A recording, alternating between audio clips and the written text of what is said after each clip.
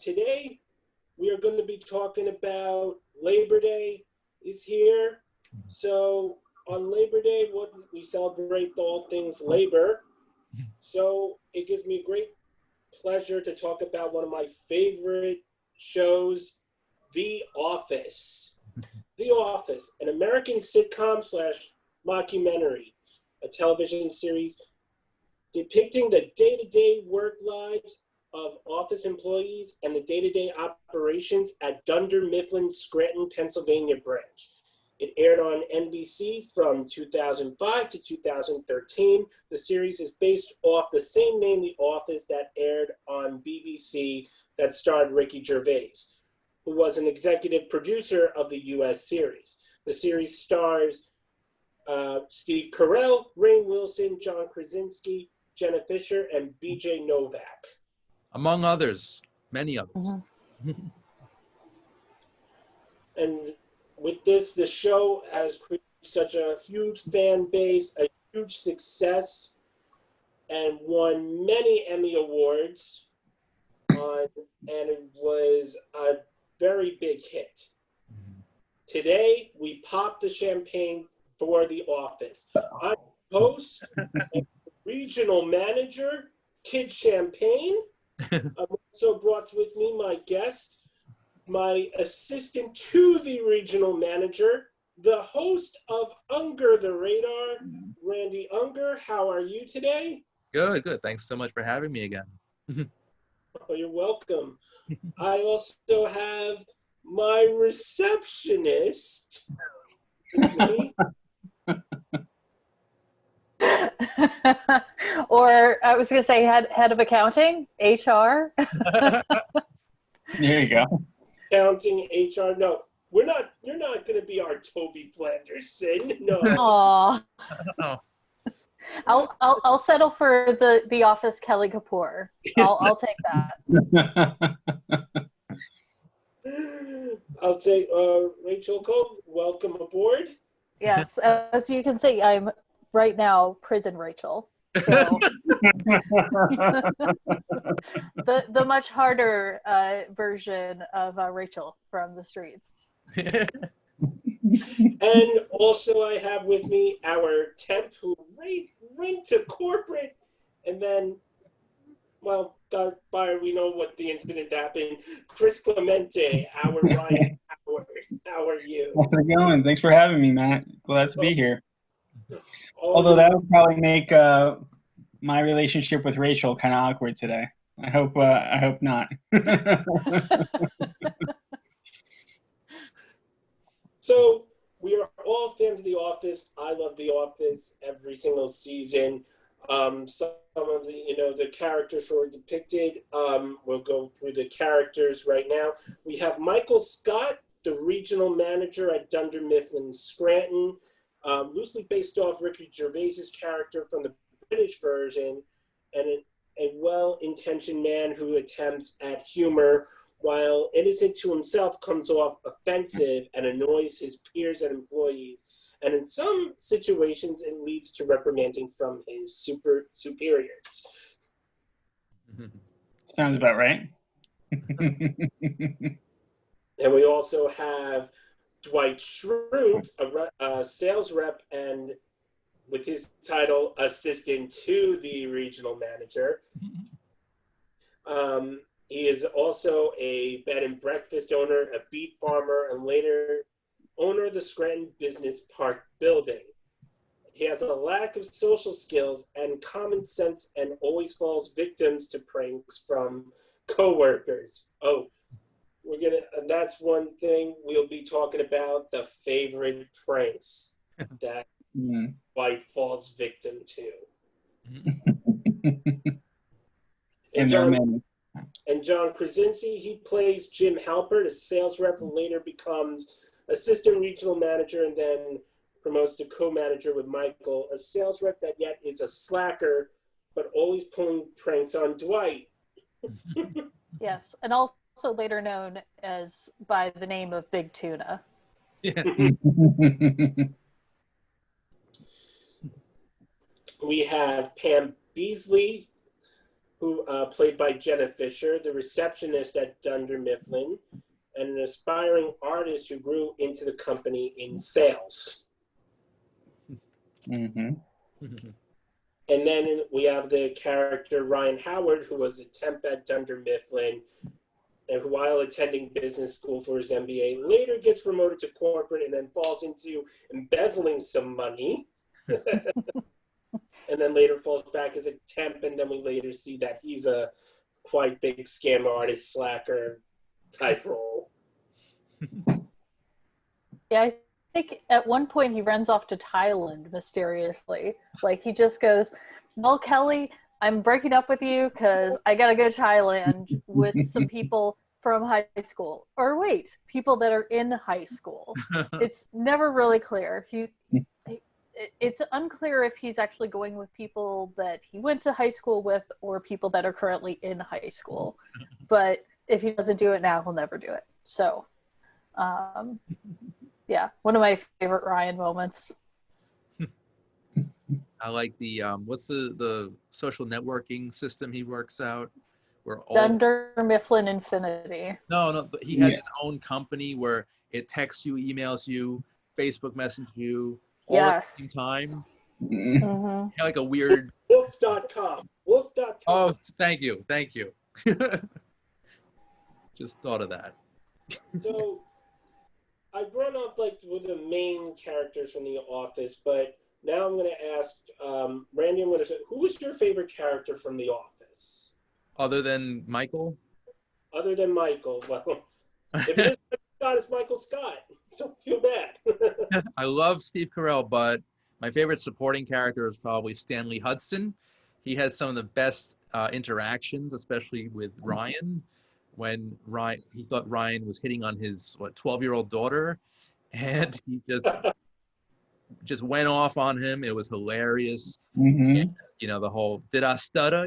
Everything that he said, and just everything about Stanley Hudson was just a pleasure to watch. He was so sassy, and he was just he brought like an interesting vibe to The Office. And what was it when they had a conference to go to later on in the series? Like he became like this other Stanley, right? Where he's just like very low key, fast talking, high dealing, Hawaiian shirt wearing Stanley that everyone wanted to be like. So there was definitely this other life that he had that they could have easily done a spin-off version of The Office with, but chose not to. Yeah. And they touched on it twice, and about his like ultimate goal of relaxation is sitting in a tub with a glass of red wine. There you go.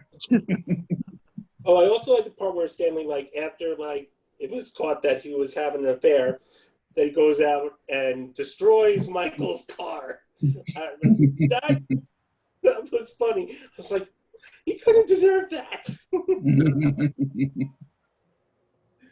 Rachel, who is your favorite character on The Office? So if I'm going to pick from the whole Office, I would say the most surprising character that I came to really love was Daryl from The Warehouse, who even in season 1, you can see just like how much of a standout he was, and like that you could guess that he was going to go on to other things, which he definitely has. With a lot of the same creators with Brooklyn Nine-Nine. He's now doing a recurring part on Brooklyn Nine-Nine. And of course he's, I think, Hot Tub Time Machine was probably one of his biggest movies, but yeah. He's also big as a stand-up comedian. So, it would be great to see his routine one time. Mm-hmm. Yeah. And you could just do a compilation of all of the fake slang that he teaches Michael and the handshake. Bippity boppity. And Dink and Flicka. And also with Daryl and Andy. Awesome. Andy's a good one, yeah. Now, Chris, who is your favorite character from The Office? My favorite, well, like many, I think Michael was was a great character. I mean, Steve Carell played him fantastic, and not just because he was so funny, but because it was over the years he really had some layers to him, and he got quite emotional towards the end, which I thought brought a tenderness to his character. But as far as supporting cast, Angela, is someone who stands out to me. Just her one-sidedness, her strict policy in life, kind of carried through. And her relationship with Dwight only brought his character out to be even more so. I thought, and like their dynamic, you got a sense from Dwight how caring and how compassionate he was towards her, which is something that he didn't really play, in the actual office environment. So I thought her character brought a lot of dynamic to the Dwight character, which I thought was interesting. Yeah. That's good. Now I'm going to tell you who my character is. This might shock you, Ooh. but my favorite character is Toby Flanderson. Wow. Wow. I would have not picked that one, no. Toby is like that guy in the office, even though he is for HR, but he's that all-around normal, standard guy. And I feel for him for what he was going through, taking all that abuse from Michael. Mm-hmm. Well, I think, at least according to what I've read, he's one of the reasons why the show survived past the first season. Because that was one of the notes from the network was, we want to see more Toby. I love the fact, you put him in this, well, I think Michael did this, putting Ryan and Kelly in the same room just to punish me. My favorite Toby moment is when he touches Pam's leg and then just jumps over the fence, leaving the office, running. Oh my gosh, that scene is so awkward. I'm going to Costa Rica. And he does, right? Yeah. He does, Like and half then he a year. immediately breaks every bone in his body, and he's strapped into this hospital bed, and he's like, I didn't even see the beach. Right. No. But that was such a great moment, because everyone has those moments that, even if you internalize it, you're thinking that, but he actually went for it, which was just awesome. I shouldn't have done that. Everyone in that scene was speechless. And Yeah, oh my God, that was a good moment. Jumped over the fence. Crazy. That was a great scene. God, you guys are making me want to revisit the series. The fun run seemed like how he was kept on running, and he made it, and he was first to finish. Yeah, and then he discovers that Michael just drew a line 5 miles from the office, or 5K from the office, and he's like, he couldn't have made it a circle. And here's another character I'll put in here, Creed Bratton. Now this guy is a complete. Yeah, if you want to talk about characters with outside lives, Stanley, Creed is on a whole other level. Right. I mean, to the point that they even at one point suggest that Creed is not actually his real name, and that it's an identity that he's assumed from someone who pissed him off. Right. Oh, my favorite Creed moment is when he tries to pose as a 29-year-old, and he dares to dyes his hair. Well, in December I'll be 30. I think probably one of my favorite Creed moments is when they swap his apple for a potato, and he doesn't notice. He just keeps eating it. Also, that the fact screwed up on a quality assurance assignment, and he gets someone fired. He asked the office to chip in some money, but then he takes the money and throws out the card.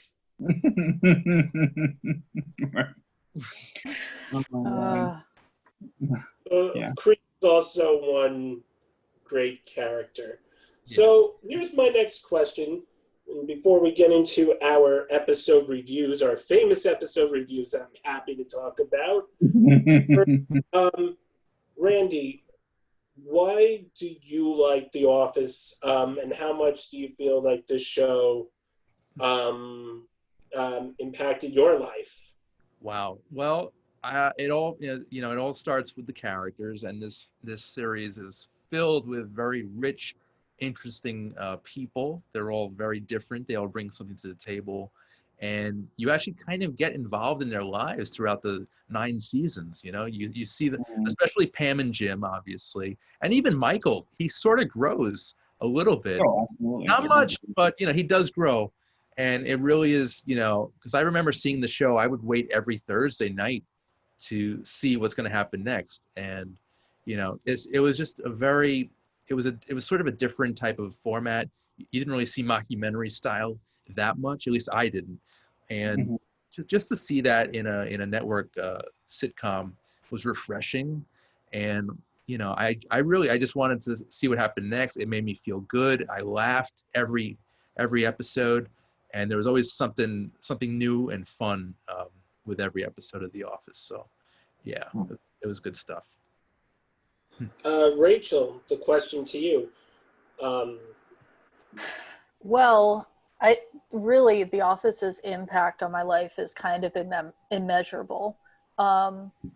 It's really one of the first shows that I just completely delved into it and had to see every single episode. My introduction to it was we watched the Diversity Day episode as part of college orientation. It was kind of part of the opening up discussions about racism and opening up conversations about sexism and everything. And it was kind of like an example of not how to do it. Knowing they did not put that exercise, they do not have to do that exercise. That's a great comment. But I got into season 2 of The Office because they made a bunch of the episodes were actually available on iTunes at that time. That was around the time that they started making those available that you could download them. And I remember downloading most of first season and part of second season, and then I started watching it week to week. So I remember I saw Casino Night live when it aired. And I saw several of the episodes leading up to that as well.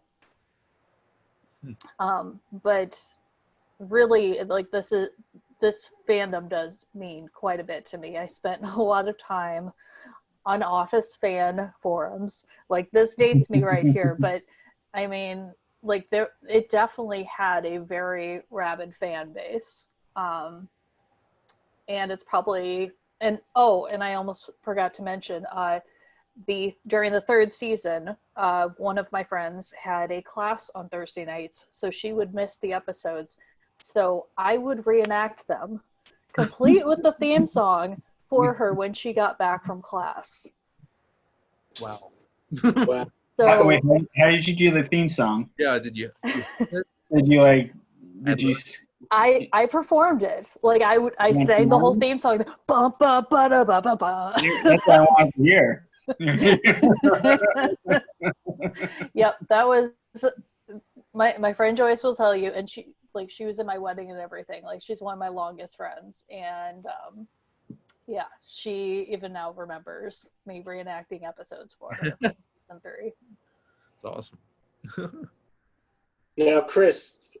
Yeah, I think I'm right on line with you guys. Yeah, at the time I was in college, so it was very common for me to go to a buddy's dorm room and we would just laugh our asses off watching The Office, and it was just a great time. It was a great break from class, and it was a great time to just really laugh, not just laughing, but just roll barrel laughing. And it, like Randy and Rachel said, it was completely different for its time. And not only did it get laughter out of me, but it inspired me in a way to be more creative and to write afterwards. Shortly after, seeing the first few seasons, that same buddy of mine, we would, do our own little sketches and skit writings and things like that. So it really brought a creativity to me that was infectious, and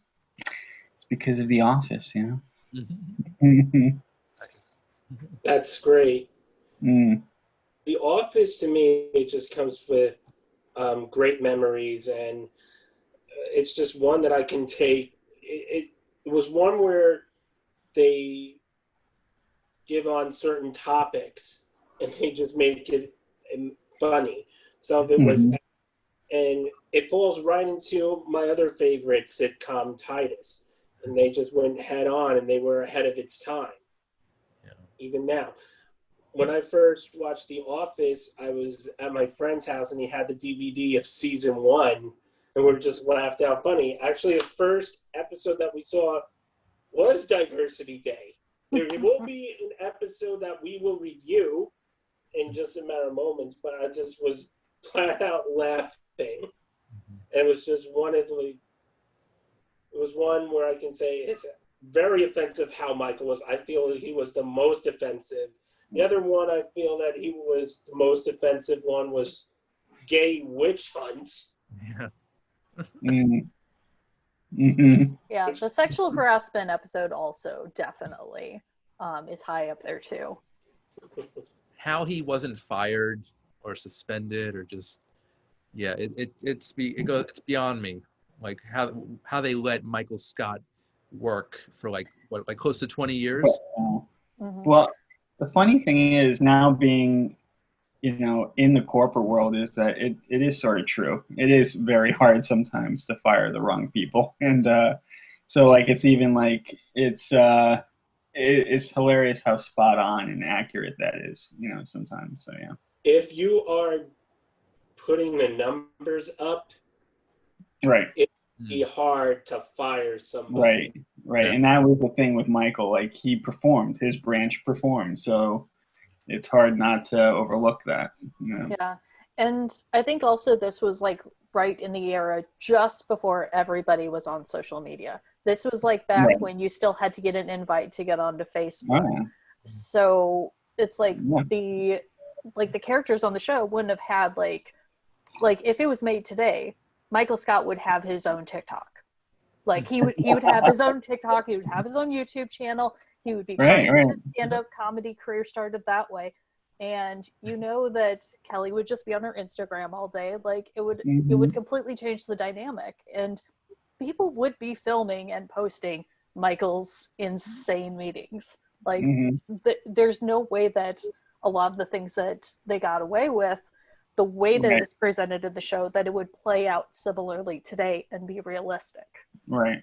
That's a good point. That he got away with a lot just because it was in everyone's face. Mm-hmm. And I think that's what's, looking back, that's the charm of The Office, is that, it does feel like a product of its time. And if you were to kind of do it today, I think you could, you could definitely reboot The Office today. Yeah. It would just be completely different and new age and tech heavy, but like there would have to be an IT guy that has his own, like almost like Silicon Valley meets The Office type approach. But yeah, this was before iPhones, or right on the brink of iPhones, right? Yeah. They still were using flip phones in the first season or 2 or 3, right? Mm-hmm. Yeah. There is a Facebook group out there which is like dedicated to The Office kind of way, Creed Thought. If anyone wants to join that group, it is funny. There is a lot of things out there, but it's a fan group based on The Office. It's called Creed Thoughts. Well, that's based on the blog that they reference in the show, and then also that the actor did write for NBC for the website that you could read. Like they would post new blog posts each week as like his interpretation of what had happened the week before, and just whatever weird things was going on with him. Do they still have that up? I bet you anything, if it isn't still up, it's probably archived somewhere. Check that out. Yeah, it's definitely. I checked it out. I don't know for what reason, like a year ago or so, and it wasn't on anymore. But yeah, well, I'm sure if you go to the waybackmachine.com, you'll find it. Yeah. I remember this in like when it was coming to season with Dunder, Mifflin, Infinity. There was like a website where you can play the website game of Dunder, Mifflin, Infinity. where you can create your own branch, and they have all these tasks that go up and that were dedicated from the episodes of season 4. Forget which one was in regarding how the fight between Dwight and Andy over Angela. There was one game with that.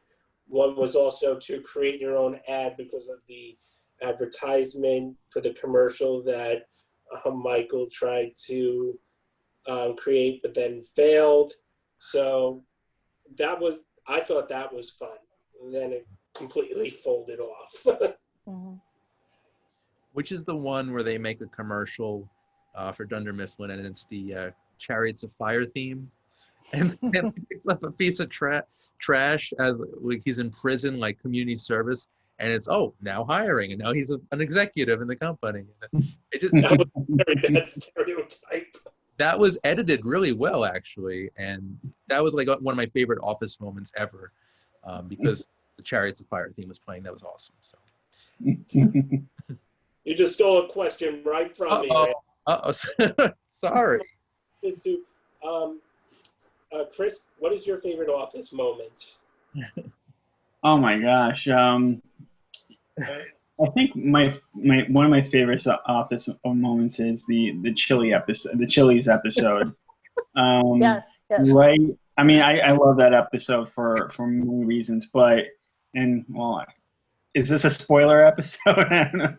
But just that moment where he got Tim Meadows' character to sign in Chili's, and while everyone was kind of besnickered and like Jen was like, oh my gosh, he did it. Like that was awesome, because like that was the first time really where you saw Michael Scott might be good at what he does, like he's not a complete dummy, and also you saw the relationship between him and Jen kind of evolve. But I just thought that was great because throughout the whole episode, Mike knew what he was doing. He was like, you know what, I got this, and he didn't have the faith in anyone. And all of a sudden, he followed through, and I thought that was like a big oh yeah, Mike, you did it, like moment. I think that was the first time you actually see that Michael is competent, because it was right. Season 2, I think. So yeah. Up until then, he was a total goofball and messing things He up. was, yeah. But he had to sail. So right. Yeah. And I think that's the episode where Threat Level Midnight, Michael's script is introduced, because they all stay late to finish reading the script. And just want to let you know that on YouTube, the whole entire Threat Level Midnight is available. Wow. You can watch the whole Threat Level Midnight. Now, Rachel, what is your favorite Office moment? Okay, it's kind of a tie for me between there's two moments that immediately jump to mind that I feel like encapsulate what I love about The Office. There's in Office Olympics, when Michael and Dwight get back from the condo sale, and they walk in the door, and they're in the middle of like basically running around the office with full cups of coffee and trying not to spill it. And everyone just scatters. Everything is quiet, and Jib's just like, oh, are we? And you just see his face fall, because he was having so much joy in that moment, and it just immediately all gets sucked out of him. And I'm like, that is the American Office right there. Like that is what it's like to work in one of those places. And then the second moment is from the Take Your Child to Work day at the end, when they're singing Teach Your Children Well. And you're just kind of seeing these very sweet moments with Michael and the kids in the office. Because I think that really showed where that character was eventually going to go, and that there was hope for him, that he's not this irredeemable asshole like Ricky Gervais' character is in the British Office, which honestly, considering Ricky Gervais' feelings about the American Office, I think he's a bit bitter about the fact that Michael Scott moved past what he created with the original show, and is by far a way better character than what he created. I mean, if we're gonna compare offices from British to American, I mean, I think Ricky Gervais brought something really special to the role. I mean, I didn't catch all of his episodes, but from what I saw, he was actually really funny and really endearing. And I think Michael Scott, I don't know, it's just very different levels of humor, different levels of endearment. You know, they're very different characters. You know, it's very hard to compare. Kind of like Jokers and Batman movies. So I love both characters, but I'm more of a Steve Carell fan. Yeah. Well, I mean, to Gervais's defense, like the American Office did go on longer, so it did have time for the Steve Carell's Michael Scott character to really get fleshed out. Yeah. Yeah. I think the biggest difference for me is that Michael Scott, at the end of the day, cares the most about the people around him in the office. Right. Whereas Ricky Gervais' interpretation of the character, he is ultimately just about himself. Right. Like, if he has to, you know, if everybody else in his office has to get cut for him to, you know, get a promotion, then he's going to take it. Right.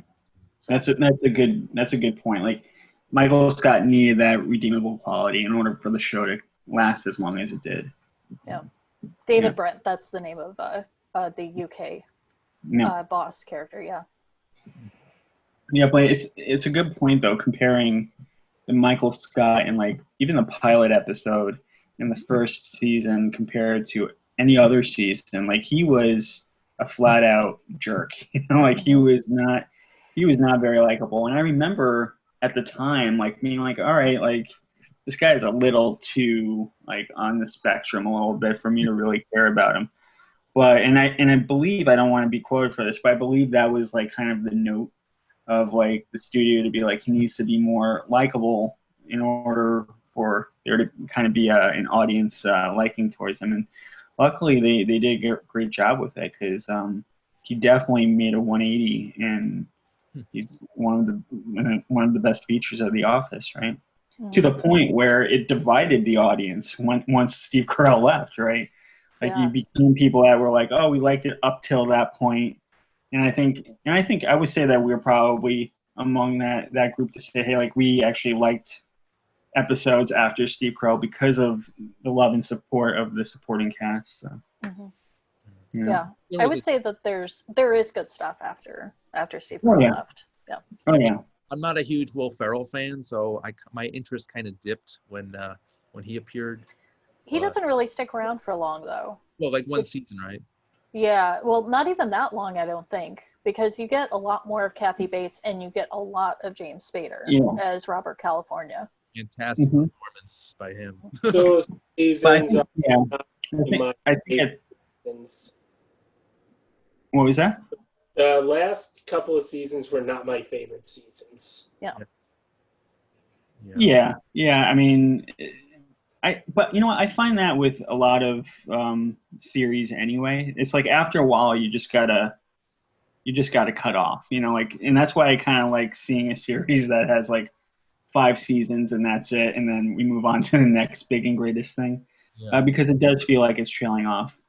I agree. Like, I remember at the time, like I like Will Ferrell.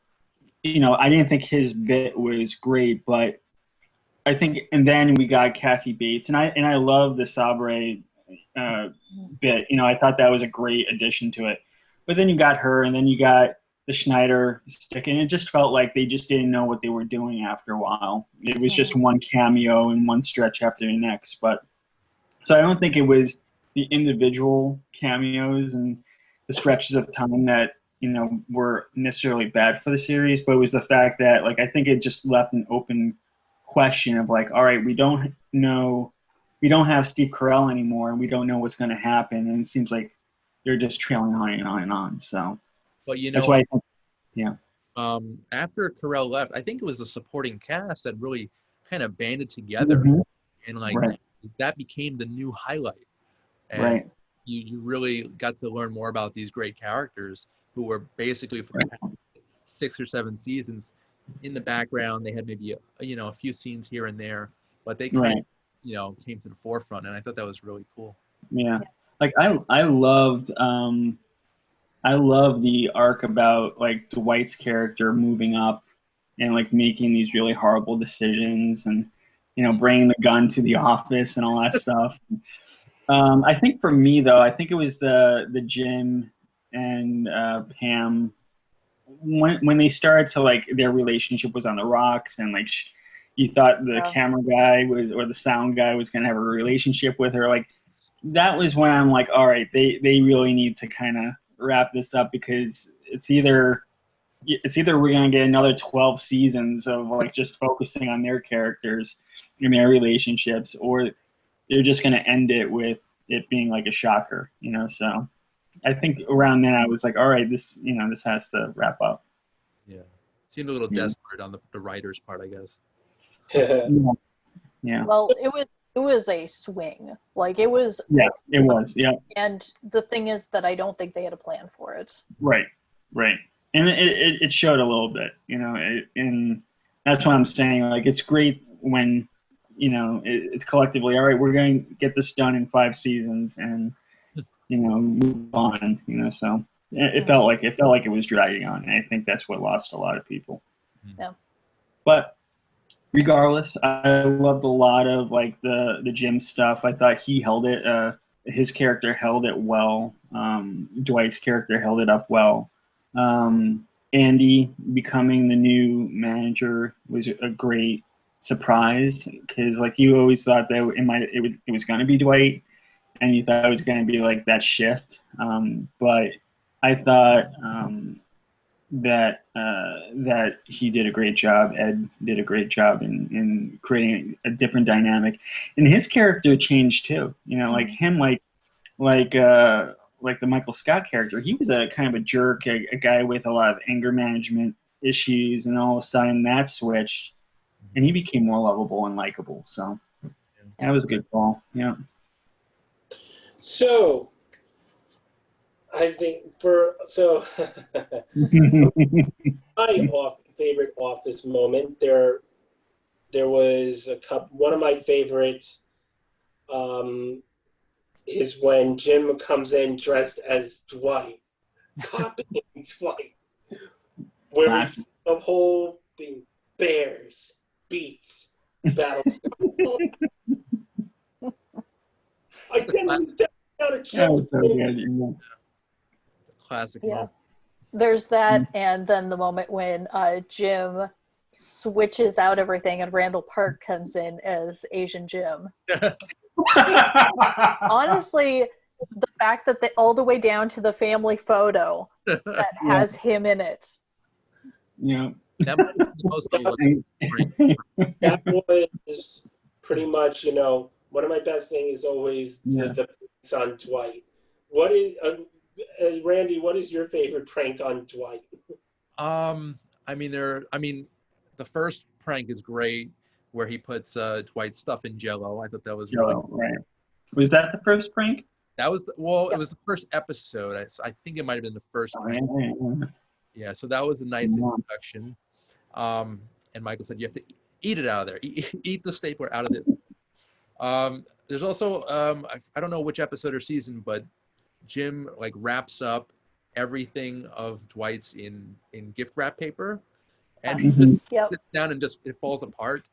So that was pretty elaborate as well.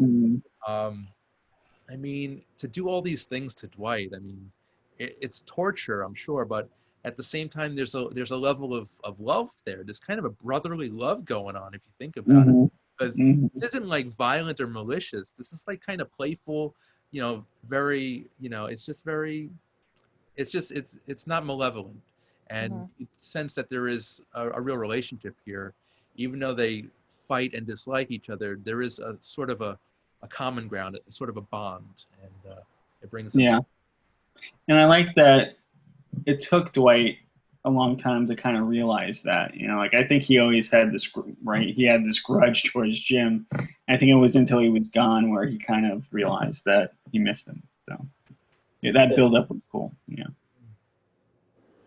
So with this, we're going to start some episode reviews. We have watched some great episodes. I know we've seen probably pretty much all of them, but I just had to put some reviews. Most of them are some of your favorite episodes. So we're going to start with the pilot.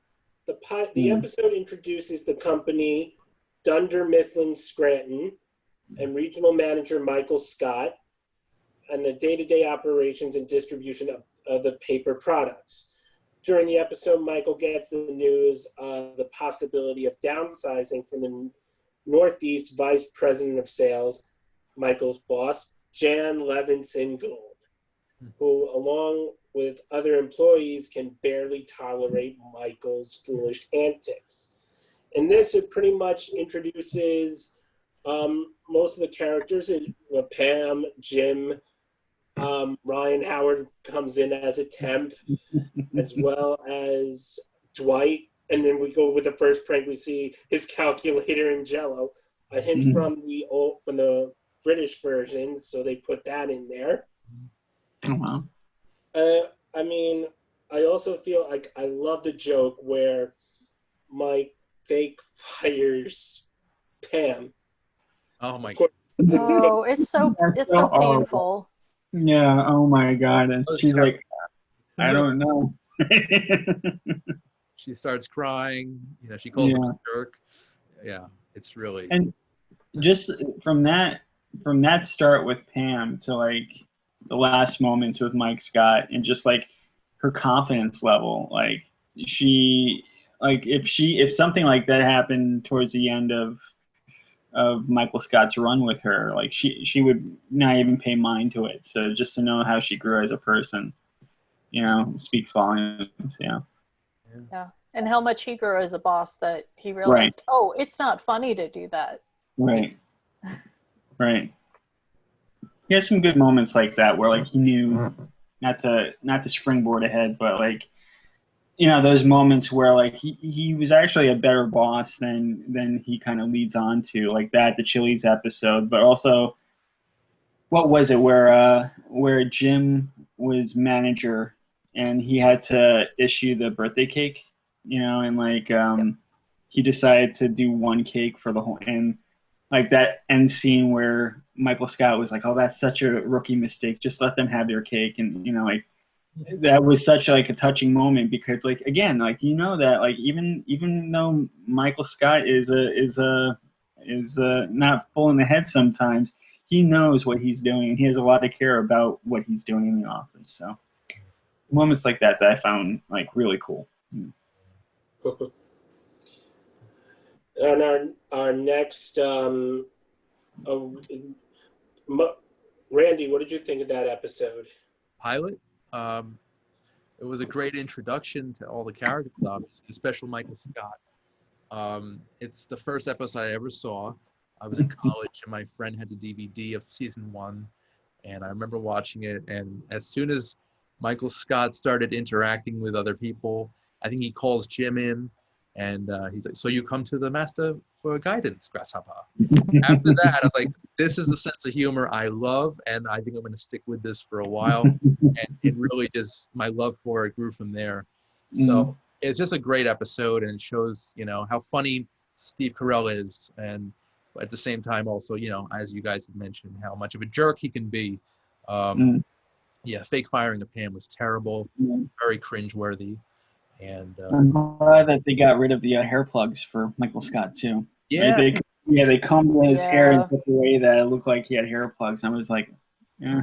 By season 2, he was looking really good. Yeah. I'm like, oh wow, those hair plugs really work. Yeah.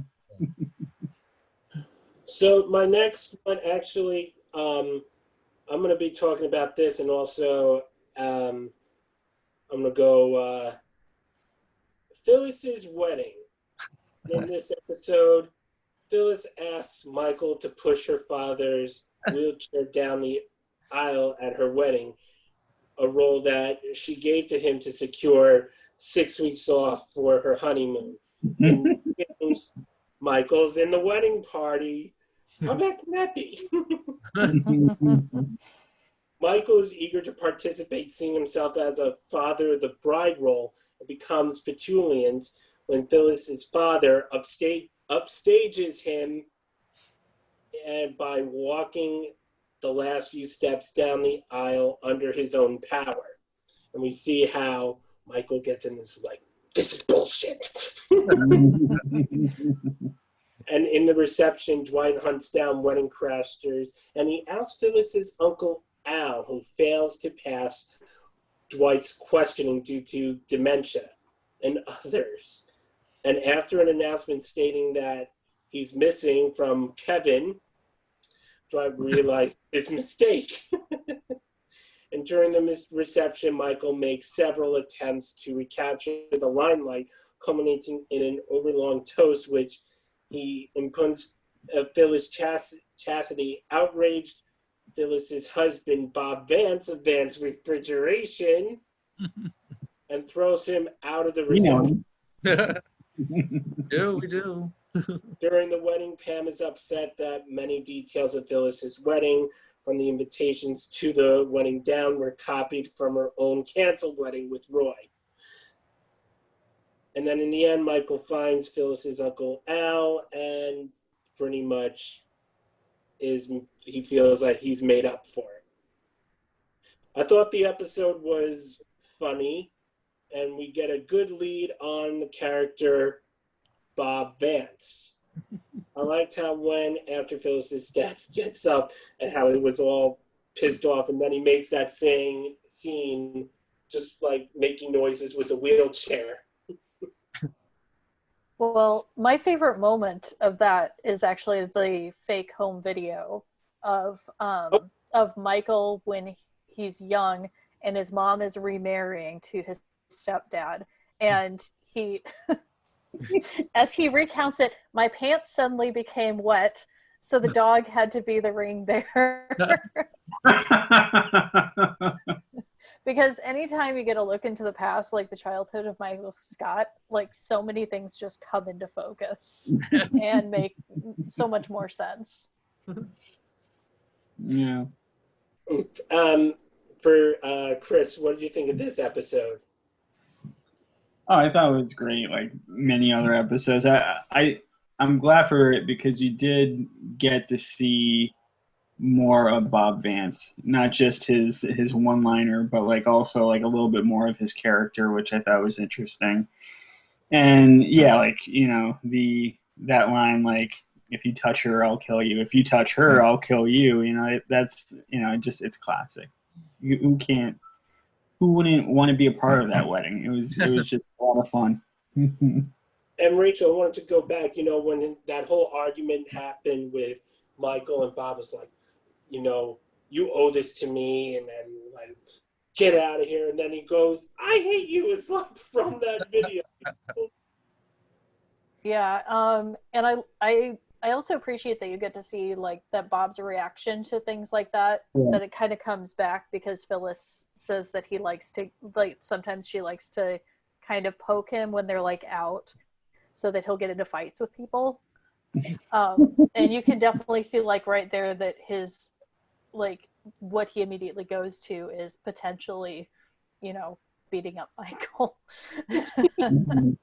Now, speaking because of this, well, Randy, what do you think of this episode first? I mean, just a great episode. And this was Michael in perfect form. It reminded me of him in the first season, actually.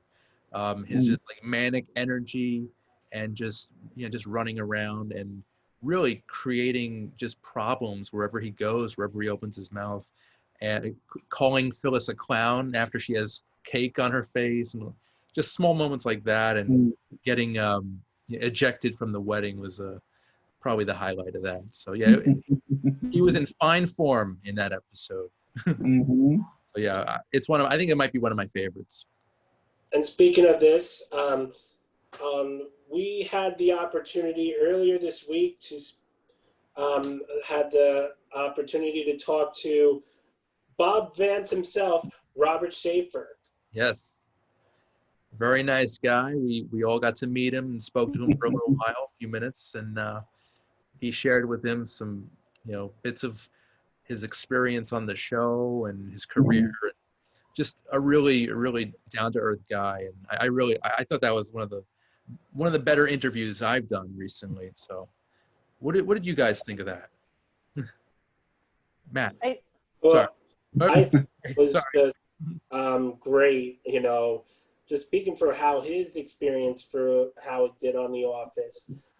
I mean, even though he had a minor role, he really enjoyed working on the show and working with Steve Carell. Like, just saying for its experience, like, Steve Carell was the heart of the show. Mm. And it's like, if it wasn't for his big success from the 40-year-old version, The Office wouldn't have gone on for as long as it would have. Mm. Yeah. No, he was. It was a great interview. He was a very down-to-earth guy. He gave a lot of insight into kind of like the background of The Office, to the point where, it's funny watching all these episodes and really getting into the series and becoming a fan. I never realized that, Phyllis and Bob did have something that no other characters had, which was that romance up front, and that was a kind of a cool angle that I kind of never saw, and to know that he had a part to deal with that and kind of laid it out throughout the whole series and was a big advocate of it. Like, it just showed that he was serious about his role, even though it was a bit role. So kudos to him. I think Phyllis and Bob Vance had the most consistent relationship Yes. on the show. Like, you've got Dwight and Angela, except for Pam and Jim, but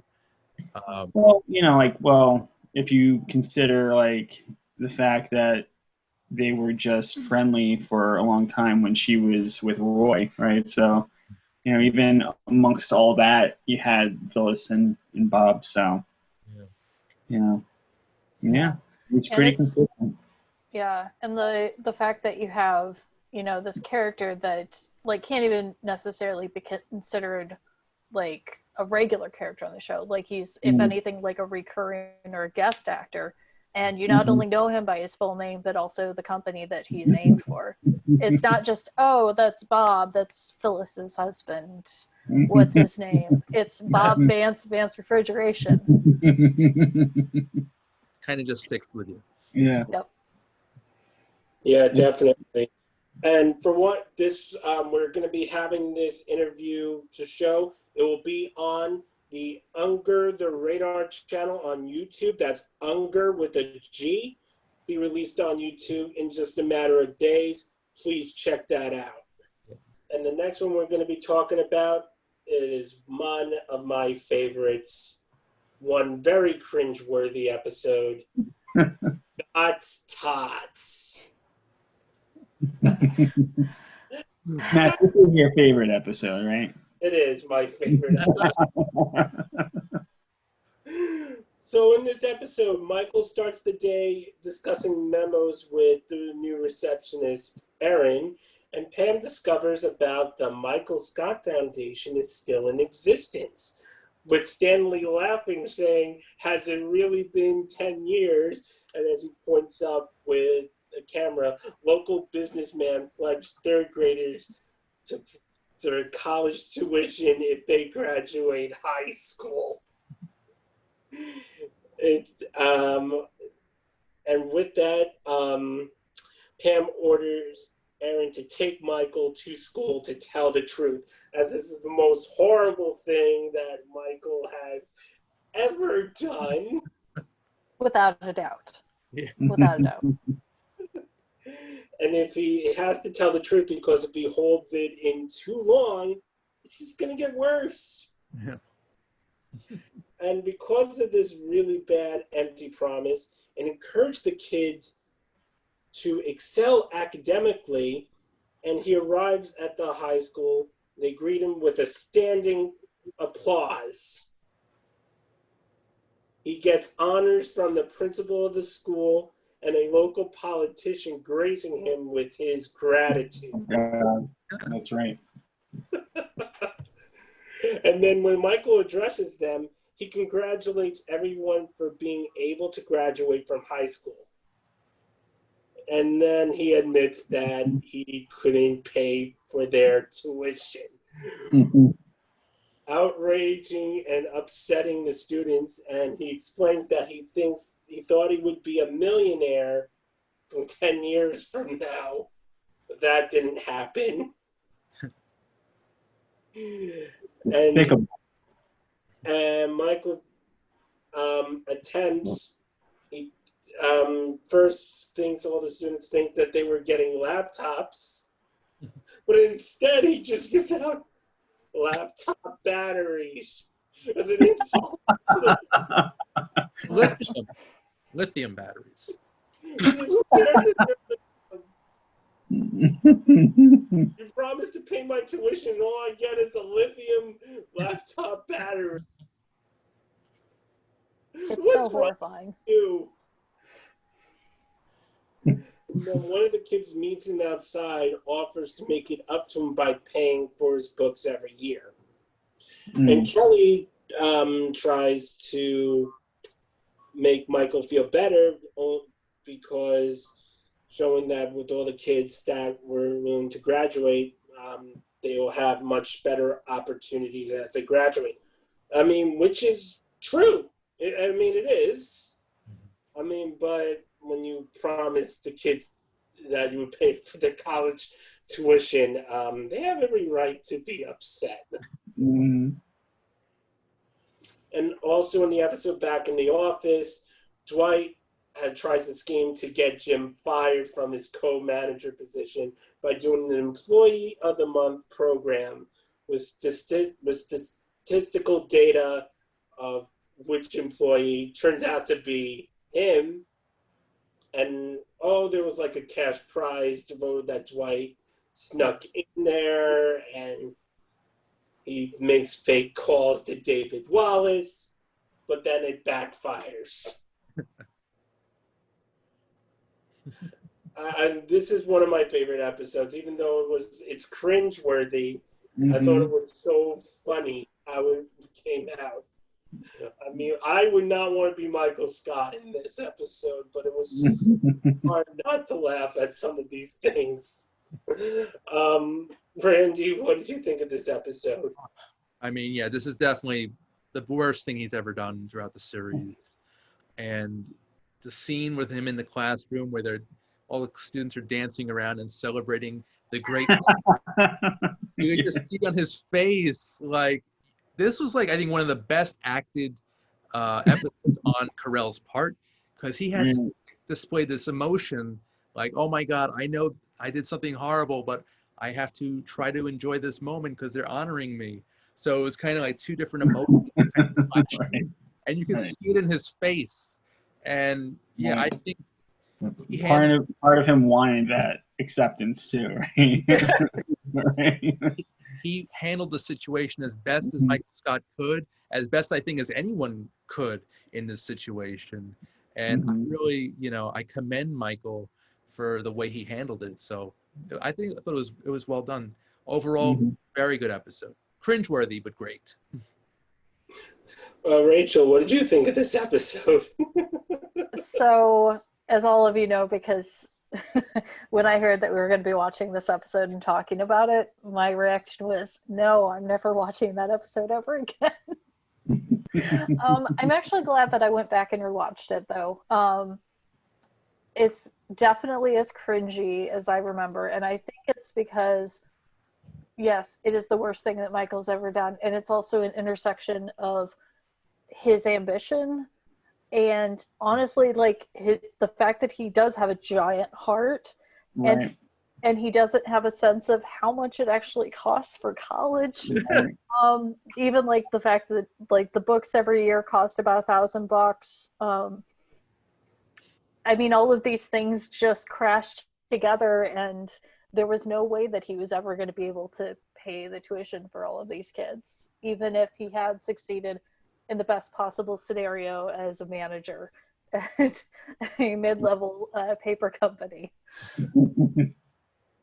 But oh, sorry, go ahead, Matt. It was really one of those episodes where, like, oh, you do not want to be like Michael Scott now. Right. No. The last person you want to be in that moment. But I think, I think Steve Carell, he could have actually pulled this off if it was Steve Carell and not Michael Scott, because Steve Carell has a lot more money than Michael Scott. Just saying. Good point. Good point, Randy. Right. Yeah. Chris, what did you think of this episode? It's hilarious. It's just like you're just dumbfounded by the fact that he would even at some point in time fathom to promise these kids something like that. And actually Rachel said it best, like it's not like he did it maliciously, like he wanted to get back at the kids or do something mean. It's just in his rightful mind or irrightful mind, he thought he would be making that amount of money to support those kids' tuitions at that certain point in time. So, it is an intersection between his ambition and his promise, and it's he just was not there. And to Randy's point, it was great acting on Steve Carell to be like, hey, at one part I really like the attention, but another part I have to be horrified that I have to tell these kids, that it won't happen. So it's almost like, let's watch the train wreck occur, and that's where that cringe worthiness comes into play.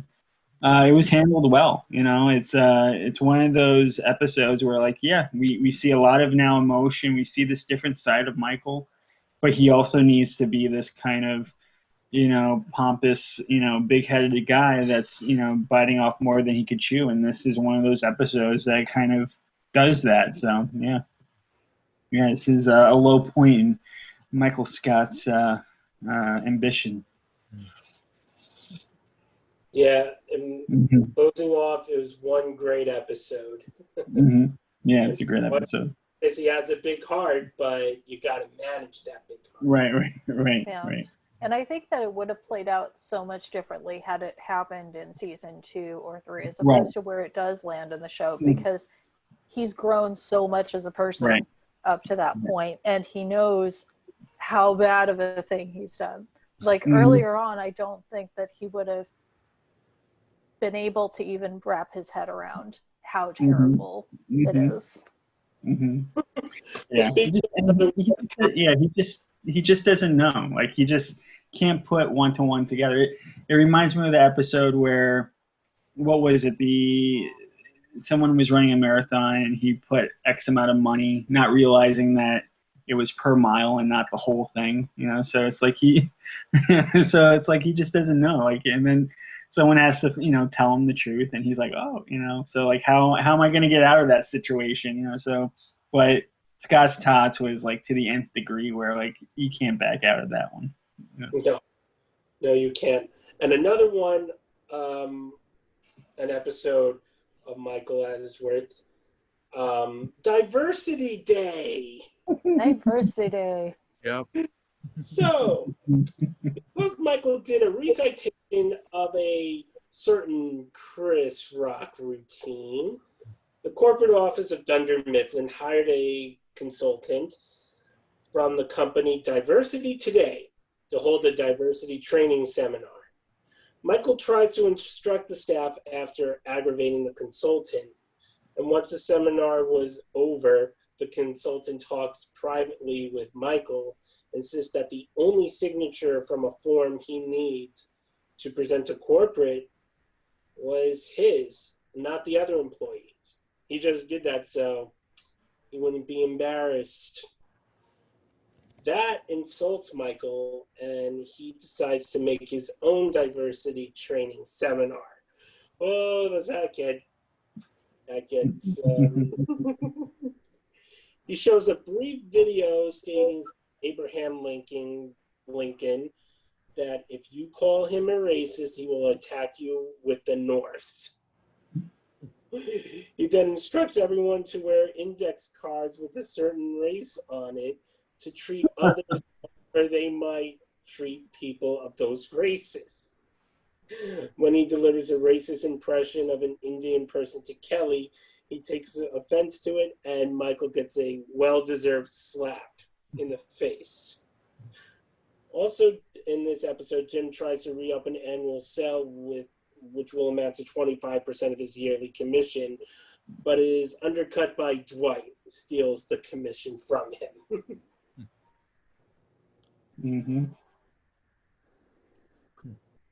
I thought this episode was hilarious, very edgy, yet it shows where like Michael is. That was also another dark moment of Michael Scott as well, especially when he puts up where I mean that he is Martin Luther King.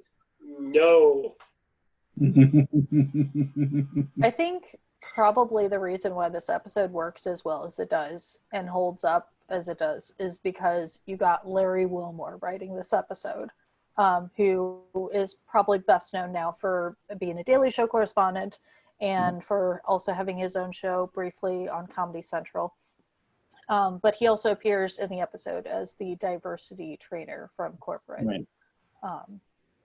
But I think the way that he handles it and handles the power dynamics that are going on, especially within the episode, and also sets up that Michael, most of the material that he uses and the places that he tries to find humor are just by taking other people's jokes. Because honestly, trying to find humor within himself and within his own circumstances is just way too much introspection for his character at that point. Yeah, this episode handles racism and stereotypes in a very interesting way. It's hilarious, but it's also, like you said, Matt, very edgy, and it's very, I really don't think that they could pull this off today. An episode like this. Rachel, you may disagree with me. I do disagree with you. Yeah. I think they could. I think they could pull up an episode like this in comedy. It's been done in so many times, and even let's even put it this way, Randy. Even from when we interviewed Zach Ward a few weeks ago, he said that they're ahead of their time now, and they can do the same episode. To get the message out there. Yeah, it still be funny. But Even right now, in the climate we're in right now with racism and all that, if they were to release a show like this, like online or on a network, I think it would be, panned and criticized very harshly. But yeah, that's just my opinion. I love this episode, but I don't think it would, if they aired it today, if it was brand new, it would not get a good reception. I think, if anything, I think this episode is even more important today. And I promised I would not get into politics, and I promise I'm not. However, there was definitely a news story this past week involving diversity training that proves that this episode is still important and still needs to be seen and learned from. Right.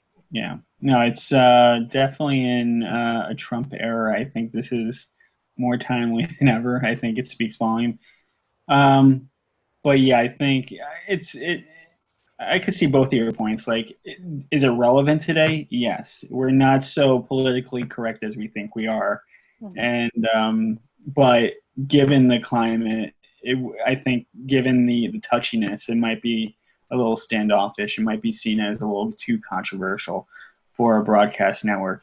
Should it be seen? Is it really relevant today? And should we call, said era of presidency out? Yes, but that's as far as politics is. But yeah, it's what a great episode. What makes this episode beautiful is that he is so blinded by the fact that he is racist in his own way that he thinks he's actually doing more good than not. Speaks volumes about his character, and that's what makes him lovable, is that he kind of oversees the wrong that he's doing, and it's to a flaw, to a really big flaw, and it's really seen here. It's a chance for us to kind of make fun of ourselves, and it's in a way it's also shedding light on some sensitive issues for a lot of people. So I think it does. It's just a whirlwind of emotion and topics that kudos on the episode to actually on the show to bring this about, because more more topical issues like this should be put out there in a form that allows us to laugh and really shed light on certain issues, but also allowing us to come together. I think it does wonders in that way, and you don't really see that much nowadays. So yeah, it's a great episode. And with that, this has been a great episode. There's so many great episodes in The Office. Right. We're gonna end with one more episode review on a lighter note. I think this one is actually a great one. The Office Olympics. Now, while Michael Scott leaves with Dwight Schrute to sign closing papers for his new condo, the staff fills out their expense reports, and they're all bored out of their minds, which what you expect is the kind of the American Office as it is. But Jim discovers that certain coworkers are playing certain games.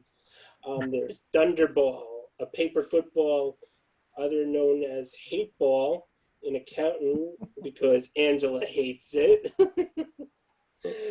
And also, because of this discovery, Jim and Pam organized the games of the first Dunder Mifflin Olympiad. Jim lights a bathroom candle emanating the beginning of the games, and the employees compete for handmade medals made from yogurt lids and paper clips. So good. The games include Flonkerton, a game where people race with reams of paper strapped to their feet. Another game is seeing who can stuff the most M&Ms into their mouth. And also employees race around the office with full cups of coffee. And then when Michael comes back to the office, he's bummed in regards with the signing of the condo, thinking like it's a mistake. And you see the whole boring office again. And then Pam comes up with the closing ceremonies with awarding a medal to Michael, closing on his condo, and then a medal to Dwight, which I forget what he got a medal for. Does anyone know? I think it was just for helping Michael.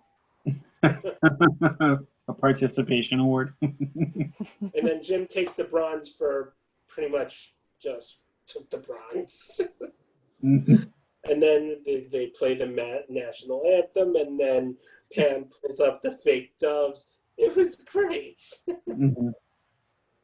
I thought this episode was great. I think it was also aired because in the way for NBC, they cover the Olympics every time the Olympics is on. So I just think that was also a nod to NBC. I think it was also the time that they extended the series, so that was just a nod to the network. So they decided to do the Olympics for that.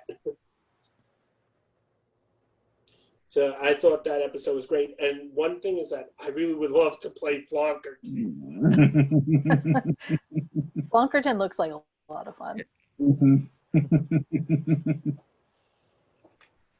Yeah, I mean, great episode. I mean, it's I think the image that kind of pops back into my head is just that last image of Michael receiving his medal and just getting all teary-eyed.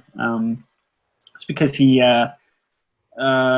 really had an emotional day with the condo. So like he was really at a breaking point, and he really needed some acknowledgement on his character. And you could tell how much that weight kind of lifted off his shoulders. And I think this is one of the more tender and more subtle performances from Steve Carell being Michael Scott in the series, where you saw not just a layer of he's good at what he's doing, but now you see like he has an emotional tie to the office, and to the people that work there.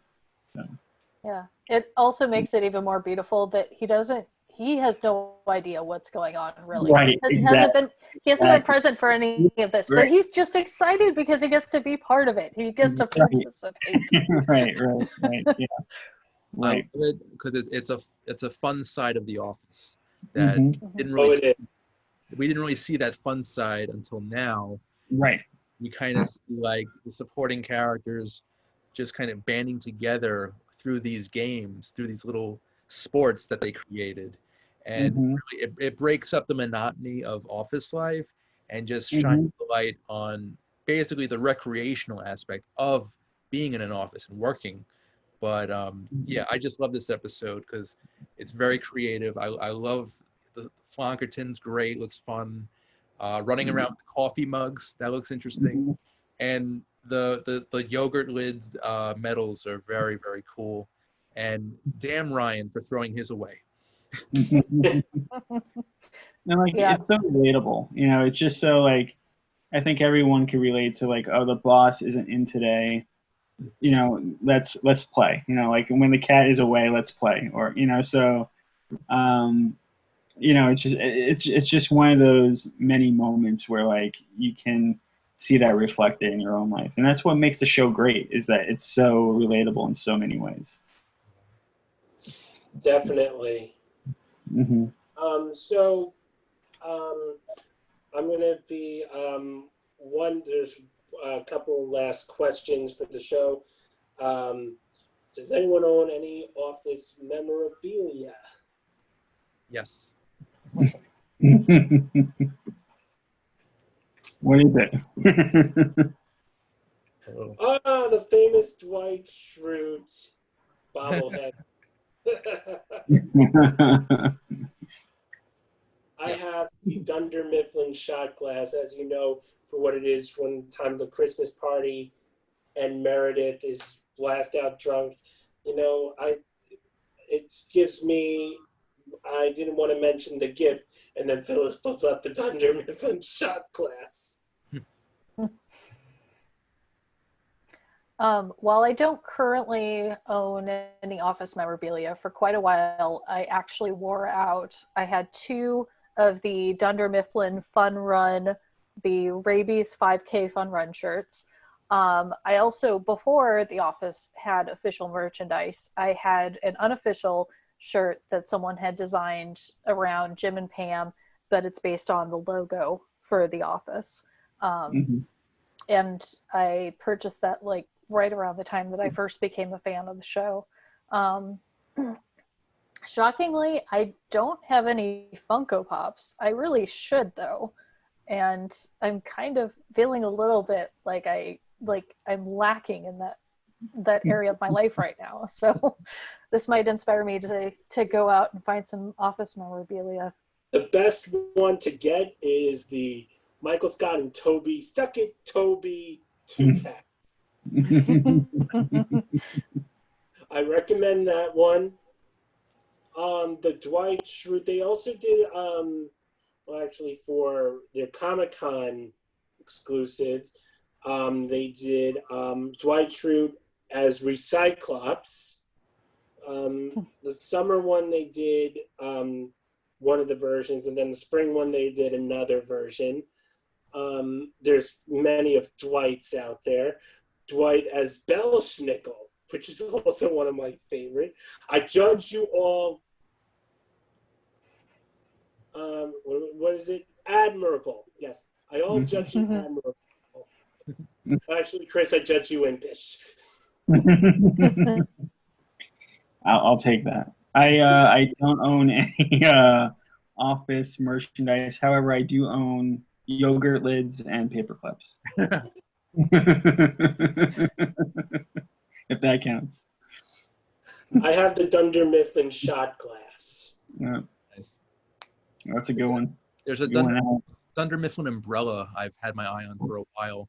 I saw someone in the street with it. I was like, I have to have that. So I don't know if this counts, but I do actually have the second season on DVD. That's how much I love the second season. I do own it. nice. I actually came out on the 4th season of the DVD. They had a pack with the script of the dinner party, Nice. and I have that actually. That'd be good to get autographed by some of the cast or writers. If that ever happens.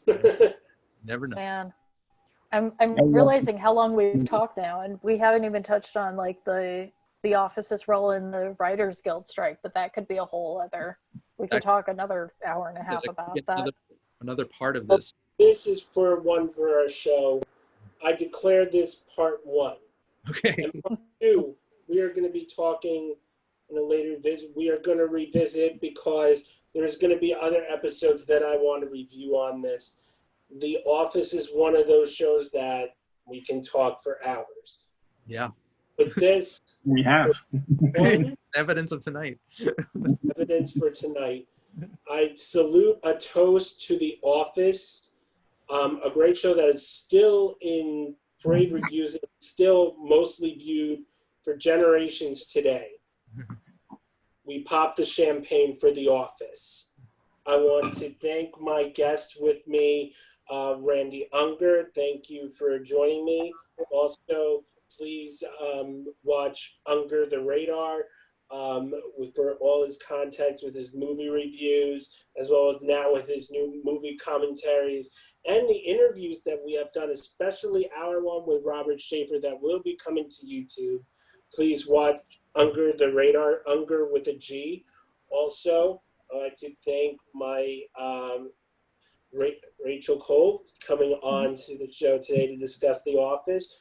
Prison Rachel. And our temp, Chris Clemente. After the show, I'm gonna smoke. I'm gonna snort some cocaine. No. Oh man. I'll just pop up part 2. I'll be like, "Hey guys, how's it going? What's up?" Or you could just get a bagel and like do the whole thing where he like scoops out the middle of the bagel. I have these ideas. It's just been conclusion. So this is part 1. I have decided to come off and say part 2 will be coming within the next week. Would you all be happy to come on again for this? Yes. Absolutely. Yes. Awesome. So we will return for part 2 because this is just getting started. I am Matthew Haberman, also known as Kid Champagne. Kid Champagne, signing off for now. Good night, everybody.